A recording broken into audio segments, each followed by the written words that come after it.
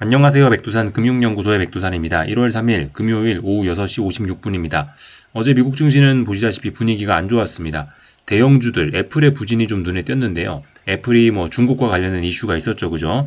궁금하신 분들은 따로 애플 관련된 뉴스 찾아보시면 좋을 것 같고, 하여튼 애플이 좀 부진하면서 미국 증시가 좀 부진한 흐름을 보였다라는 겁니다.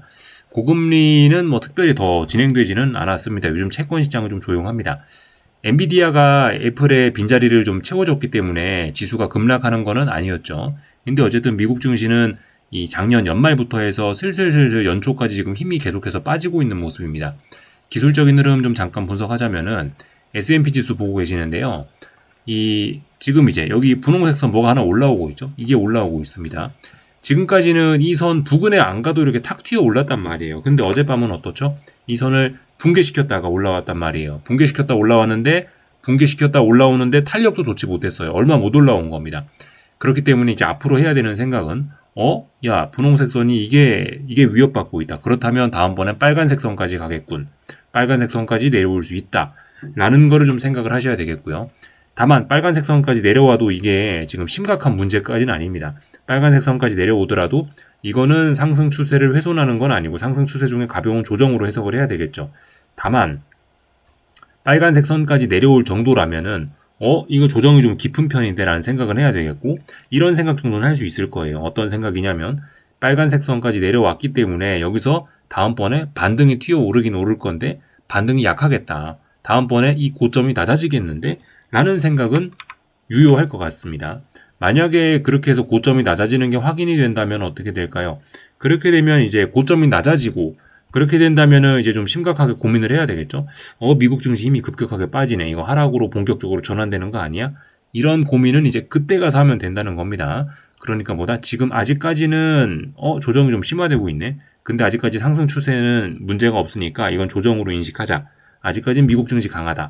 이런 개념으로 생각하시면 될 것 같습니다. S&P 지수 보면서 말씀드린 거고, 나스닥도 같은 개념이겠죠? 나스닥도 아직까지 분홍색 선, 어젯밤에 그 분홍색 선을 훼손했다는 게 이제 좀 문제이긴 합니다. 훼손했기 때문에 나스닥 지수도 빨간색 선까지는 갈 수 있겠구나 라는 생각할 수 있겠고요. 만약에 이번에 그렇게 해서 빨간색 선까지 하락을 한다면은 반등은 좀 약하겠구나. 반등을 한다면은 이런 식으로 고점이 좀 낮아지지 않을까라는 생각 정도는 하실 수도 있다라고 봅니다. 근데 아직은 그건 미래에 있을 수도 있는 일이고, 지금은 아직까지는 미국 증시가 튼튼하구나. 아직까지 물론 조정이 좀 심화가 되려는 기미는 보이는데 아직 전반적인 건강 상태는 좋구나라는 거고요. 전반적인 건강 상태가 좋으니까 어떻게 해야 될까요? 막 무조건 하방 베팅하고 이런 건 아니겠죠? 좋은 종목들은 여전히 이런 상황에서 시장이 전반적으로 침몰하는 게 아니기 때문에 좋은 종목들은 계속 찾아서 뭔가 해먹을 거리가 있다는 겁니다. 물론 이 와중에 안 좋은 주식들도 있겠지만은, 부진한 주식들도 있겠지만은, 시장 자체가 무너지는 그런 건 아니니까 좋은 주식은 계속해서 성과를 낼 수도 있다. 좀 긍정론으로 당분간 조금 더 접근할 수 있다 이겁니다. 반도체 지수하고 그 엔비디아 좀 볼 건데, 하여튼 여전히 근데 반도체 지수는 좀 약합니다. 반도체 지수는 어젯밤에도 좀 힘이 빠지고 있고, 아래에서 올라오는 이런 중요한 라인들이 있는데 중요한 라인들을 슬슬 훼손을 하고 있죠. 분명히 상승의 힘이 좀 약한 것 같긴 합니다. 하여튼 그래서 반도체 지수와 엔비디아 주식에 대한 어떤 그런 불안하다라는 그런 생각을 일단 계속해서 좀 가지고 갑니다. 비록 어젯밤 엔비디아는 상승 마감했지만 140이란 자리가 중요하다고 말씀드렸죠. 140이란 자리가 어디다? 여기 이날 장대 음봉의 시가 6월 20일 목요일 이날이 장대 음봉의 시가인데, 이 자리를 아직까지도 그저 넘어가지 못하고 있습니다. 그리고 어떤 상승의 기울기를 한번 훼손을 했기 때문에 엔비디아도 심상치가 않네. 그래서 좀 엔비디아와 반도체 지수를 좀 주의해야 된다. 그런 생각은 계속해서 일단 가지고 가겠습니다. 지금 미국 증시가 계속 배실 조금씩 힘이 빠지고 있는 게 이런 대장이나 반도체, 기존의 대장주들이었죠. 대장 업종이었죠.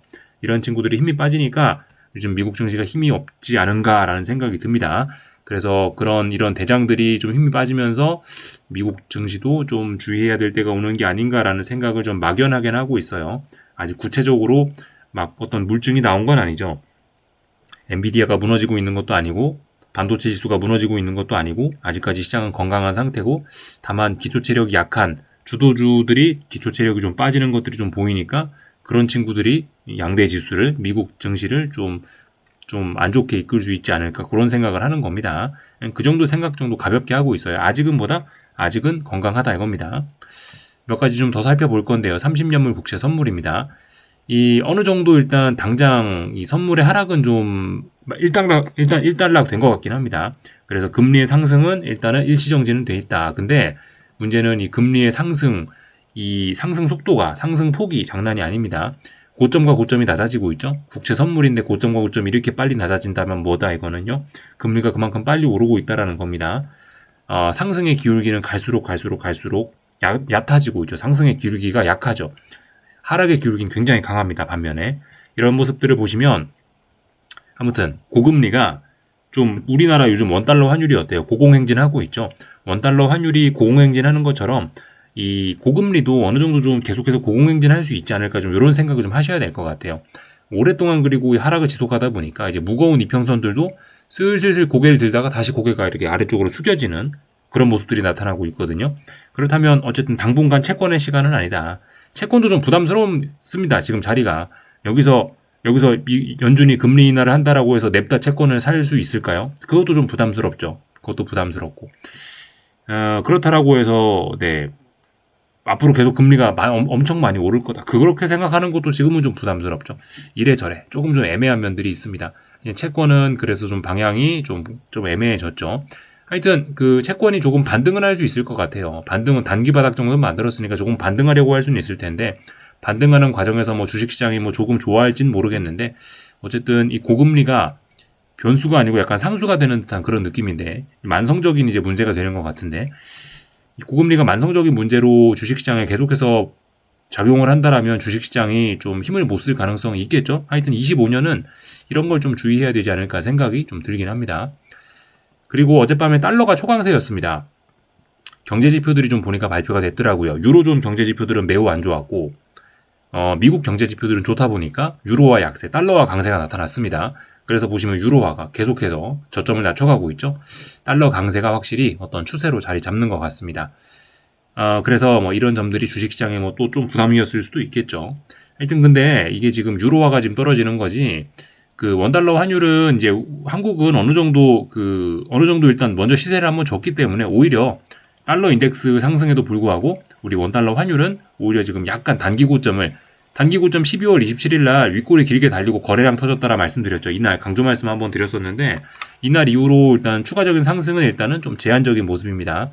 근데 고공행진 할 거예요. 계속 1444원, 뭐 1487원 뭐 이 정도 사이에서 박스권에서 당분간 좀 놀지 않을까 싶어요. 이런 점들이 이런 고공행진이 주식시장에 좀 부담으로도 작용할 수 있겠죠. 그죠? 그런 점들 좀 생각하셔야 되겠고요. 하여튼 경제지표들이 발표가 되면서 달러 강세가 좀 유발이 됐다. 이런 점들 생각하시면 되겠고요. 하여튼 달러 강세하면은 원자재들은 좀 부진하기 마련인데 하여튼 뭐 무슨 어떤 지정학적 리스크라든가 뭐 이런저런 점들로 인해서 원자재들 뭐 국제 유가는 좀 강한 모습 보이고 있고 하여튼 금값은 뭐 계속해서 강하네요. 그죠? 구리 가격을 좀 안 좋게 보고 있긴 합니다. 구리 가격 안 좋게 보고 있긴 한데 뭐 하여튼 계속해서 뭐 힘이 없습니다. 오늘도 중국 증시 좀 분위기 안 좋았고요. 그래서 일단 구리는 계속해서 좀 안 좋을 수 있겠다 생각하고 있어요. 구리 가격에서 잘 보셔야 되는 건 고점이 여기 하나 있고 여기 하나 생겼죠. 이렇게 고점이 급속히 낮아지고 있다는 거를 경계하셔야 되겠습니다. 그래서 이런 식으로 N자로 빠질 수 있겠구나. 이런 생각을 좀 하셔야 될 것 같긴 합니다. 그래서 지금 구리는 제가 방금 전에 실수로 선 하나 지웠는데 이제 이거 하나 남았죠. 이거 붕괴되면은 구리의 상승 추세는 이제 완전히 박살이 나게 될 겁니다.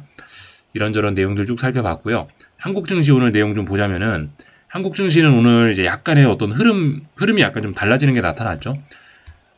드디어 이제 급반등을 하려고 하고 있는데 잘 생각하셔야 됩니다. 지금 사실 아직까지는 한국 증시는 뭐냐면 반등시 매도 전략이 기본적인 전략이긴 합니다. 기본적인 대응이긴 해요. 다만 이제 너무 많이 빠져버렸고 어떤 저평가 메리트 뭐 이런 것도 좀 있긴 있기 때문에 솔직히 좀 여기서 뭐 반등시 매도 전략 당장 그런 걸 이야기하기도 좀 어렵습니다. 하여튼간 그 대응하기 좀 굉장히 좀 어려운 구간이긴 하고요. 한국 증시 뭐 저의 생각은 그래요. 저의 생각에서 가장 좋은 한국 증시 대응은 어이없이 좀 많이 올라올 수도 있어요. 반등이 어이없이 좀 많이 올라오면은 그럼 이제 반등시 매도 전략을 한 번쯤 생각하는 게 좋을 것 같고 하여튼 당분간은 한국 증시는 뭐 특별히 이도저도 뭐 재미있는 구간은 좀 아닐 것 같다는 생각입니다. 좀 득보다 좀 실이 큰 구간이라고 표현을 할 수가 있을까요? 하여튼 아예 많이 올라오면 반등시 매도 전략이 좀 매력적으로 보일 수 있고, 아예 여기서 한 번 더 와장창 빠져버리면 매수를 잡으면 단기 저가 매수 뭐 그런 기회가 있을 수 있겠는데, 지금 이도저도 아닌 답답한 공간에서 계속 움직이고 있으니, 하여튼 지금 한국 증시가 하고 있는 거는 뭐 어제 뭐 많이 오늘 많이 올랐다, 뭐 어제 뭐 좀 빠졌다, 어쨌든간 지금 하고 있는 이것은 전부 다 바닥을 확인하는 과정입니다. 바닥 확인하는 과정. 이 몇 달 동안 빠졌기 때문에 이게 지금 바닥이 어디냐를 검증하고 있는 그런 과정 중이에요. 그런 과정 중에 오늘 양봉이 튀어 올라왔다는 거의 의미는 나 이제 더 이상 하락은 안 할 거야, 그 정도의 생각으로 받아들이시면 되겠습니다. 야, 오늘 엄청 급등했으니까 앞으로 많이 오를 거야가 아니고 이제 안 빠질 거야 라는 생각 정도로 하고 좀 제한적으로 보시는 게 좋겠죠. 그래서 코스피를 보고 계신데, 코스피 어디에 저항해 있습니까? 이렇게 아래쪽에서 올라오던 무슨 선들이 있죠. 코스피는 의미있게 탄력적인 반등을 하려면 여기 있는 이런 분홍색 선들을 넘어줘야 돼요. 그래야지 탄력적인 반등, 의미있는 탄력적인 반등이 올라오는 겁니다. 이거 넘기 전까지는 그냥 의미 없는 어떤 그런 거라 생각하시면 되겠어요. 하여튼 그래도 오늘 안 빠지겠다라는 의지를 보인 것만 해도 어딥니까? 굉장히 좋은 거라고 생각합니다. 코스닥도 마찬가지죠. 코스닥도 보시다시피 이렇게 다중 바닥형 확인하고 확 튀어 올랐죠. 그러면서 이제 중요한 저항 말씀드렸다시피 코스닥은 어디다? 코스닥은 이렇게 아래쪽에서 올라오는 선이 있는데 딱 그 선의 저항입니다. 거기까지 딱 올라왔죠. 이거 넘어가면 이제 조금 더 오를 수 있는 거예요. 이거 넘어가기 전까지는 그냥 별 의미 없는 그냥 바닥 따지는 과정입니다. 이거 넘어가기 전까지는 그냥 바닥 따지는 과정 중이다라고 보시면 되겠고, 이걸 넘어간 순간부터가 이제 본격적인 탄력적인 반등이다라는 겁니다. 그러니까 정석적인 대응은 아래쪽에서 주식 매수하셨던 분들은 이쯤에서 주식 비중도 줄이는 게 정석적인 대응이 될 겁니다. 좀 공격적으로 하실 분들은 사실 저항이기 때문에 반등시 매도 전략 하는 것도 방법이 될 수 있긴 있겠는데, 하방 베팅도 생각하는 게 되긴 되겠는데, 근데 워낙 한국 증시가